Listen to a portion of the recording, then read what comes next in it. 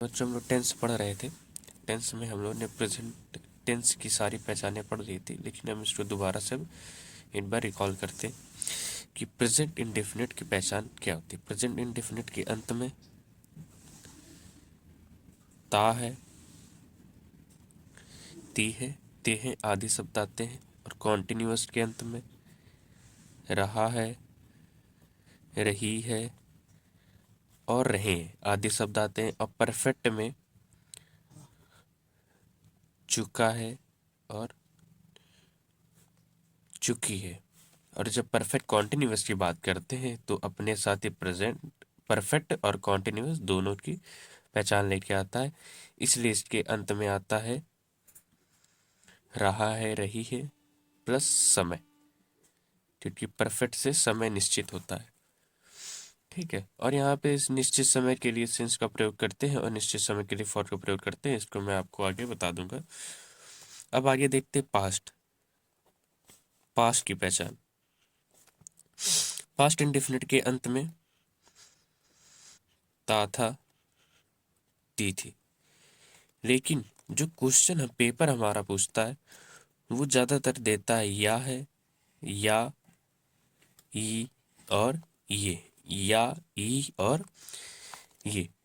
Continuous के अंत में रहा था, रही थी और रहे थे। पास्ट परफेक्ट के अंत में चुका था, चुकी थी, चुके थे, ये तो आते हैं, लेकिन ज्यादातर एग्जाम में हमसे यही पूछा जाता है या था, ई थी और ये थे। पास्ट परफेक्ट कॉन्टिन्यूअस में रहा था, रही थी, रहे थे और प्लस समय दिया रहता है। उसके बाद हम लोग देखेंगे फ्यूचर।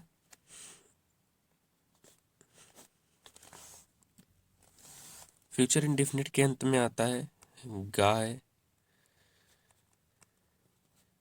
गी है और गे है। कॉन्टिन्यूअस में अंत में रहेगा, रहेगी और रहेंगे। फ्यूचर परफेक्ट के अंत में चुकेगा, चुकेगी, चुकेंगे। और परफेक्ट कॉन्टिन्यूअस के अंत में आएगा रहेगा, रहेगी और रहेंगे प्लस समय दिया होता है। ज्यादातर कंफ्यूजन हमें किसकी पहचान में होती है? वो होती है पास्ट इंडेफिनिट और पास्ट परफेक्ट में। पास्ट इंडेफिनिट के अंत में या, ई, ये, और पास्ट परफेक्ट के अंत में या था, ए थी और ये थे शब्द आते हैं। पास्ट इंडेफिनिट में या, ये, और पास्ट परफेक्ट में या था, ई थी और ये थे। तो इंडेफिनिट इंडेफिनिट मोस्टली सब में सेम है।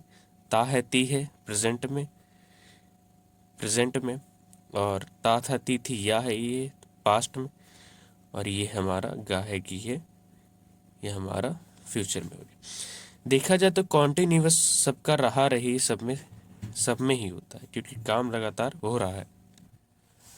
कॉन्टिन्यूअस में काम लगातार हो रहा है, लेकिन अगर वही वो प्रेजेंट में आ जाता है तो काम हो रहा है, और पास्ट में काम हो रहा था, और वही फ्यूचर में हो रहा होगा। यहाँ भविष्य की कल्पनाएं हो जाती हैं। ठीक है, और प्रेजेंट परफेक्ट में चुका है, चुकी, चुकी। काम अगर कोई परफेक्ट टाइम पे कर ले तो यानी वो चुका है, चुकी, और कर लिया था ऑलरेडी तो चुका था, चुकी थी और चुके थे। लेकिन पास्ट परफेक्ट के अंत में या था, ये थी, ये थे से भी हम लोग याद करते हैं। और फ्यूचर के अंत में क्या आएगा? चुकेगा, चुकेगी और चुकेंगे। निश्चित समय के लिए सिंस और अनिश्चित समय के लिए फॉर का प्रयोग होता है, क्योंकि ये सिंस और फॉर समय को दर्शाने के लिए यानी परफेक्ट के तौर पर आता है। तो बच्चों ये तो हमारी आज की हो गई पहचान, और कल के वीडियो में हम लोग पढ़ेंगे इसी की हेल्पिंग वर्ब। ठीक है, तो तब तक के लिए धन्यवाद।